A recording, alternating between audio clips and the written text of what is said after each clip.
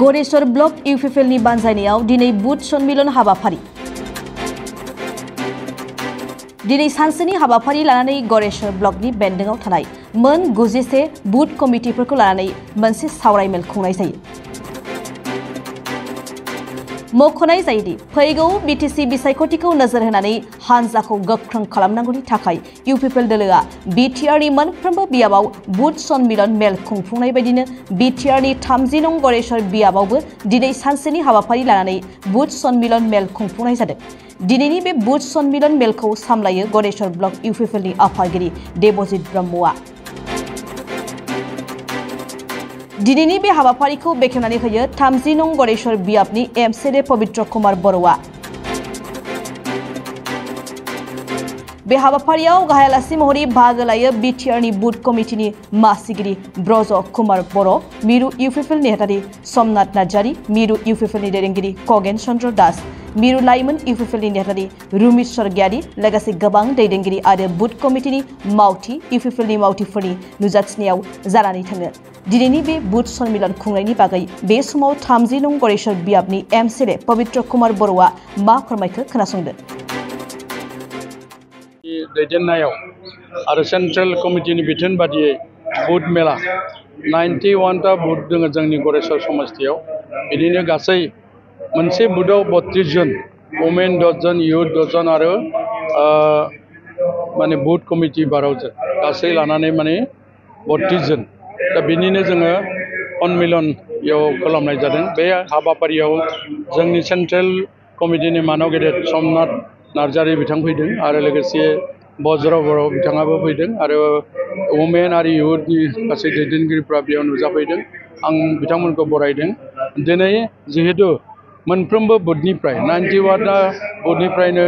जेरै जोङो बिथोन होदों बेबायदिनो नुजाफैदों जोंनि कमिटिनि बुथ कमिटिफ्रा। दा हिसाबै जोंनि जितु इउपिपिएलनि दोलोनि जितु शक्ति बियो गोख्रों जाबाय होननानै हमनो हायो। मानो होनब्ला बेवहाय जिखिनि फैदों दिनै बियो साक्सेस जादों। दिनै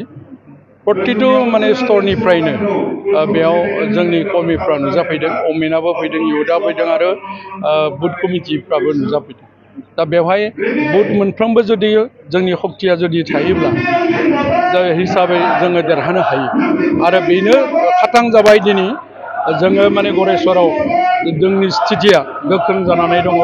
आरो फैबाय थानाय समाव जिखिनि स्ट्रेटेजिनि गेजेरजों जोङो आवगायनांगौ बेखौ जोङो स्ट्रेटेजिनि गेजेरजों आवगायलांगोन। आरो जिहेतु दिनै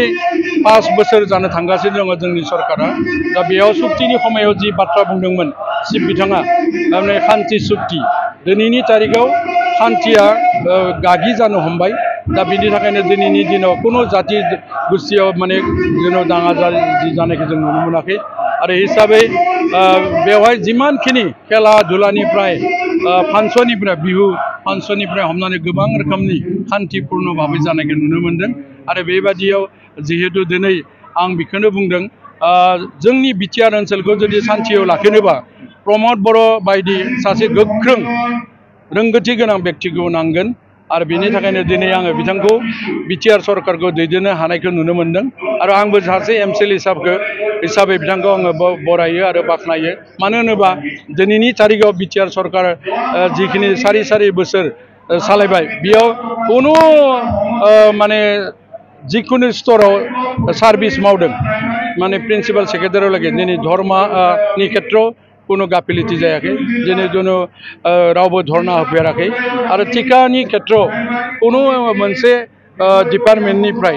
बिल मोननाय मोनैनि कुनु इयाव दाङाबाजि बा धरना सरना जायाखै। हिसाबै 39टा डिपार्टमेन्टनि जि माने टिका टुकिलि जाबाय बियो गासैबो मोजां रोखोमै जाफुंनो हादों। बरन्स हाग्रामाया होलांलांनाय 3000 जितु लायबिलिटिस माने धार बे धारखौबो सुफुंलांनो हादों। दा हिसाबै दिनैनि तारिखाव जिखिनि मावनो थांदों बिथाङा मिशन आरो भिजननि गेजेरजों साक्सेस खालामनायखौ नुनो मोनदों मानो होनबा अल माने जिखिनि जोंनि बिटिआर ओनसोलाव जाति जनगोष्ठी दङ 26टा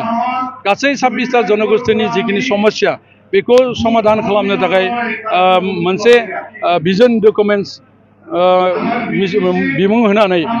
दिनै बे भिजन डकुमेन्ट्सखौ बानायनाय जादों हिसाबै मोनफ्रोमबो जातिनि जिथु समस्या गाहाय समस्याफोरखौ समाधान खालामनो थाखाय दिनै बे रोखोमनि मोनसे भिजन आरो मिशन लानाय जादों बेयो साक्सेस जादों आरो लोगोसेयै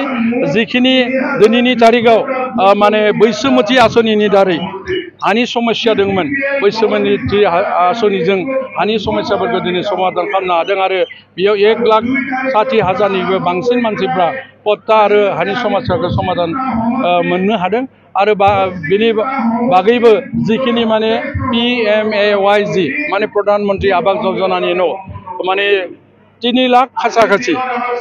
माने न' मोननो हादों दिनैनि रायजोआ आरोखि तृणमूल पर्यायनि जिखिनि रायजो राजा न' मोननो गोनां बिथांमोना गोदोनि सरकारा 17 बोसोराव जेरैबायदि खम संख्यक मोन्दोंमोन दिनै 3 लाखनिबो बाराखौनो जानो थांबाय थादों आरोखि दा बेनिखायनो सरकार सालायनाया थिग जादों होननानै बुंनांगोन दिनै जेरैबायदि माइनाव सोरां बिथांखि गियान सोरां बिथांखि अनसाय बिथांखि आलारि सोरां बिथांखि आइ अनसाय बिथांखि फिन रोदोमखां गुड माने गड मिशन पिग मिशन जेनेका हेन्डलुम मिशन प्राय भाग मिशन नि दारै माने खामानि मावनानै दिनै साक्सेस जानायखौ जों नुनो मोन्दों जेरैबायदि आंनि समस्थियाव गुडविल मिशननि दारै आरो SOPDनि दारै लामाया 40टा जाबाय आरो बेनि बागैबो जेरैबायदि BLTनि मोनसे समनि फाउन्डार प्रेसिडेन्ट सिलागां बसुमतारी बिथांनि मुङाव बिमुंनि मुङाव माने स्टेडियामनि मुङाव 5 कोटि होनानै जोंनि बरगुलि BCDCआव लुगासिनो दङ आरो सुजित नार्जारी जोंनि गिबि मुंख्लं आबसुनि समनि सुजित नार्जारीया दिनैनि तारिखाव थैदोंमोन दा हिसाबै बिथांनि बिमुंखौ गोजोरै लाखिनो थाखायबो जोंनि गरेस्वर कलेजनि लांगोनायाव सुजित नार्जारी अडिटोरियाम हलखौ लुफुंनानै दाखालि मानाव गेदेर जोंनि बिटिआरनि सि बिथाङा बेखावनानै होलांबाय आरो बेनि बागैबो माने अन्य जिखिनि माने एडुकेशन डिपार्टमेन्टआव 1700 स्कुल माने बायनायनिफ्राय दरजा खिरखि माने रिपारिंनिफ्राय हमनानै मडेल इस्टिमेटसिम थांनानै 1700 स्कुलनि समस्याखौ समाधान खालामनाय जाबाय आरो 10 खान कलेजखौ माने रिकगनाइज खालामनाय जाबाय हिसाबै आरो बिटिआरआव जिखिनि जोङो नुदों माने जिल्ला बारायनायनि बाथ्रा जिल्लाखौथ' बारायबाय जिहेतु तामुलपुर जिल्लाया बारायबाय समस्ति माने बिधानसभा समस्ति बारायनायाव 3 समस्तिनि गेजेराव जोंनियाबो दङ जेरै गरेस्वर समस्ति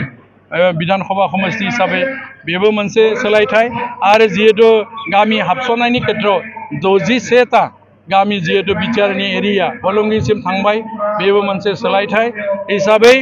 गोदोनि सरकार आरो दानि सरकार माने गोबां रोखोमनि डिफारेन्सखौ जों नुनो मोनदों बेनिखायनो मानाव गेदेर प्रमद बर' सारनि दैदेननाय जिथु जोंनि दोलो UPPL दोलोनि फारसे माने BPF दोलोनिफ्राय गोबां नेताफोरा जोंनि दोलोआव हाबफैनायखौ नोंथांमोना नुनो मोनदों आरो अन्य दोलोनिफ्रायबो बेबायदिनो दायो जोङो आं बेखौनो बुंनो नागिरदों जिहेतु जोंहा UPPL हिसाबै मोनसे हावा दङ जे UPPL दोलोआ जे शान्तिपूर्ण भाबै सरकार सालायनो हायो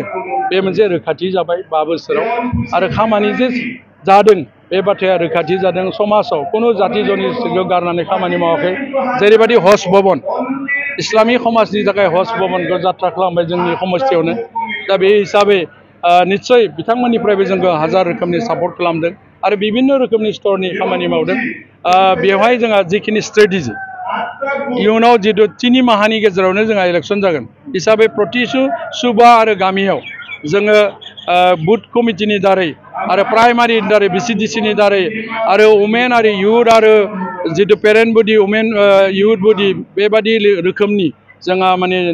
दलनि सिस्टेमजों जोङो थांनानै देरहानायनि लामायाव जोङो फैनो हानायखौ जों नुनो मोनदों